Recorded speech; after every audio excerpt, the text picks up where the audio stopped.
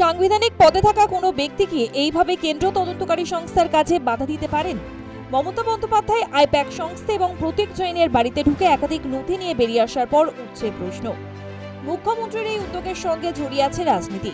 আইপ্যাকের সংগৃহীত নথি ইডির হাতে গেলে রাজনৈতিকভাবে তৃণমূল বিপদে পড়তে পারে, এই আশঙ্কাতেই মুখ্যমন্ত্রীর এই অতি সক্রিয়তা। অভিযোগ উঠতে থাকে রাজনৈতিক মহলে। চলে আসছে কয়লা পাচার দুর্নীতির প্রসঙ্গই। বিরোধী রাজনৈতিক নেতারা অভিযোগ করেন কয়লা পাচারের সঙ্গে সরাসরি জড়িত এই সক্রিয়তা।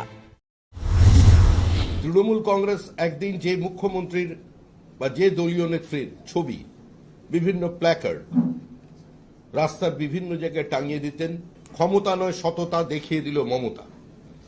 আজকে মমতা বন্দ্যোপাধ্যায় নিজেই তার ভাবমূর্তির কফিনের ওপরে শেষ পেরেকটা পুঁতে দিলেন। একজন মুখ্যমন্ত্রী হয়ে তিনি সরাসরি একটি সরকারি তদন্তকারী সংস্থার একটি ফৌজদারি তদন্ত প্রক্রিয়ায় হস্তক্ষেপ করলেন। এটা অনৈতিক শব্দটা না বলাই ভালো। এটা সম্পূর্ণ আইন বহির্ভূত, অপরাধীদের আড়াল করার প্রচেষ্টা। কয়লা কেলেঙ্কারি এবং তার সঙ্গে হাওয়ালা, এই দুটো ক্ষেত্রে তৃণমূল কংগ্রেসের বেশ কিছু নেতা জড়িত বা পুরো ব্যবস্থা এর সঙ্গে সম্পৃক্ত। আজকে মুখ্যমন্ত্রীর এই অফিসে হঠাৎ হানা দেওয়ায় আজকে সেটা একদম শিলমোহর লাগিয়ে তিনি চলে গেলেন। শুভেন্দু অধিকারী সরাসরি অভিযোগ করেন মুখ্যমন্ত্রীর বাড়িতে তল্লাশি করলে 100 কোটি টাকা পাওয়া যাবে। বিরোধী দলনেতা পার্থ চট্টোপাধ্যায়, অর্পিতা মুখোপাধ্যায় প্রসঙ্গ টেনে আনেন। সাংবিধানিক সংস্থার কাজে এর আগেও হস্তক্ষেপ করেছেন। 2021 সালে তিনি নিজাম প্যালেসে ধর্ণা দিয়েছিলেন সিবিআই অফিসে এবং তদন্তে বাধা দেন। নিন্দা জানাই এবং ইডি নিশ্চয়ই তার ক্ষমতা বলে তাদের মুখ্যমন্ত্রীর বিরুদ্ধেও ব্যবস্থা নেওয়া উচিত বলে আমার মনে হয়েছে। আপনার বাড়িতে যদি তল্লাশি হয় 100 কোটি টাকা পাওয়া যাবে। আগে বিরোধী শিবির থেকে একাধিকবার অভিযোগ উঠেছে আইপ্যাক সংস্থায় তৃণমূলের সংগঠন এবং রাজনৈতিক প্রচার পরিচালনা করে। এতদিন পর্যন্ত সেই অভিযোগ অস্বীকার করা হলেও বৃহস্পতিবার মমতা বন্দ্যোপাধ্যায় কার্যত তা স্বীকার করে নেন। অধীর চৌধুরী অভিযোগ করেন আইপ্যাকের সৃষ্টি করা দাঙ্গাতেই তাকে নির্বাচনে হারতে হয়েছিল। আমি যতটুকু জানি আইপ্যাক সম্পর্কে বা তার মাথা যিনি আছেন মিস্টার জৈন, তার বুদ্ধিতেই গত লোকসভা নির্বাচনে আমাকে হারানোর জন্য গুজরাট থেকে একজন বিখ্যাত ক্রিকেটারকে নিয়ে আসা হয়েছিল, শুধুমাত্র তার ধর্মীয় পরিচয়কে ব্যবহার করার জন্য।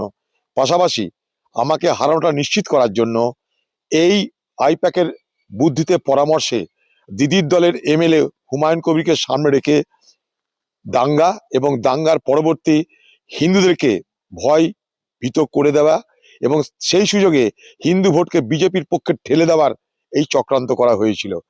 তাই এরাই তৃণমূলের আইজ অ্যান্ড এয়ার্স, এরাই তৃণমূলের চোখ, এরাই তৃণমূলের কান। এই আইপ্যাকটা এখন চালাচ্ছে খোকাবাবু। আইপ্যাক মাধ্যমে খোকাবাবু সারা বাংলা থেকে পয়সা কামাচ্ছে, পয়সা লুট করছে। এবার আমি প্রশ্ন করতে চাই দিদিকে যে ইডির জন্য, ইডির হামলাতে আপনি এত মাথা ব্যথা করছেন কেন? এই ইডি ভারতবর্ষের বহু রাজনৈতিক দলের উপরে হামলা করেছে, কংগ্রেসের উপরে হামলা করেছে, রাহুল গান্ধী সোনিয়া গান্ধীকে অপমান করেছে, তখন কিন্তু আপনি মাথা ঘামাননি। জিজ্ঞাসাবাদ করার জন্য ডাকা হয়েছিল রাজীব কুমারকে, আপনি তখন এসপ্ল্যানেডে বসে গোটা রাত তার জন্য আন্দোলন করেছিলেন, অবস্থান করেছিলেন। কিন্তু এই বাংলায় যখন আরজিকর কাণ্ড ঘটে, এই বাংলায় যখন কসবার মহিলার ধর্ষণের কাণ্ড ঘটে, এই বাংলায় যখন প্রতিদিন নারীদের উপরে অত্যাচার, ধর্ষণ, লুট, দাঙ্গা হচ্ছে, তখন কিন্তু আপনি এইভাবে সোচ্চার হন না।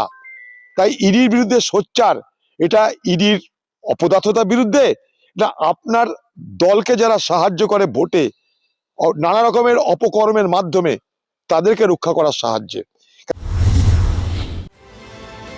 আইপ্যাকে তল্লাশির খবর পেয়ে প্রচুর পরিমাণ তৃণমূল সমর্থক হাজির হন সেক্টর 5-এ।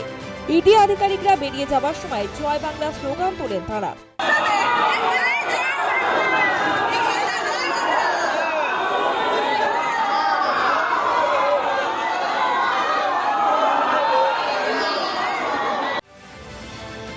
মমতা এবং তৃণমূলের কর্মসূচিকেই সমর্থন করেছেন কুণাল ঘোষ। কুণাল ঘোষের প্রশ্ন, কেন এখন তল্লাশি চলল? কেন আগে তল্লাশি চালায়নি ইডি? যদি তদন্ত জরুরি হয়, যদি তল্লাশি জরুরি হয়, যদি জিজ্ঞাসাবাদ জরুরি হয়, তাহলে এতদিন এত মাস হয়নি কেন? কেন ভোটের মুখে এসে হলো? আপনি যে মামলায় ওরা এই ধরনের গল্পগুলো সাজাচ্ছে, সেই মূল মামলার প্রথম তারিখটা দেখুন। তাহলে এতদিন কি করছিল? পশ্চিমবঙ্গে বিধানসভা নির্বাচন আসবে, তৃণমূল কংগ্রেসের প্রচারের উপদেষ্টা সহায়ক আইপ্যাক, তার অফিসে তৃণমূলের সব প্রচারের ব্লুপ্রিন্ট, জেলা ভিত্তিক প্রচারের রুটিন, বিভিন্ন স্তরের পরিকল্পনা, সেগুলো থাকবে। কোন কোন নেতা, কোন কোন টিম প্রচারে কি কি দায়িত্ব পালন করবেন থাকবে। এখন সেইগুলো নিয়ে গিয়ে বিজেপির হাতে দেওয়াটা দরকার। বিধানসভা নির্বাচনের আগে উঠে এলো নতুন ইস্যু। কেন্দ্রীয় আর্থিক দুর্নীতি তদন্তকারী সংস্থার অভিযান এবং মমতার বাধা দেওয়া এখন রাজনৈতিক বিতর্কের বিষয়। এর প্রভাব কি পড়বে ভোটে? সমস্তটাই রাজনৈতিক জল্পনার বিষয়। News time.